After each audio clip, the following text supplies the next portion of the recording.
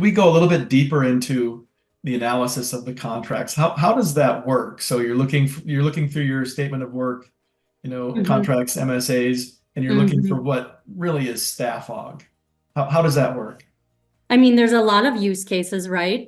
Being able to use AI or object recognitioning language allows a machine to read the contents of contract documents, if it's MSAs, statements of work, change orders, and identify all the relevant data points needed for any specific analysis. If it's just purely visibility, I want to know, what am I spending with what suppliers for what types of services across all my business units?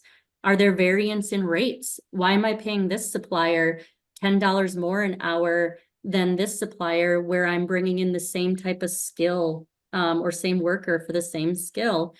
It can also do things like identify where is it maybe staff aug hidden in a statement of work.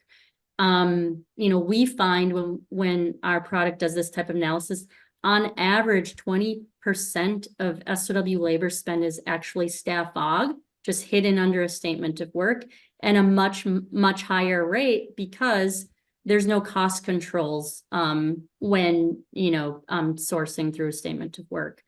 And so then there's the cost is a risk, misclassification is a risk, but also things like quality. Where are we missing a clause? Where are we missing a GDPR clause in our contracts where it needs to be in there? So being able to use AI and identify those things versus it be the 6 to 9 month project where you have to hire a team of humans to do that, massive impact. Right. And 6 to 9 months later, how many more contracts do you have to go through anyway? Exactly. By the time you get through Right. them, they're already done. So, Right.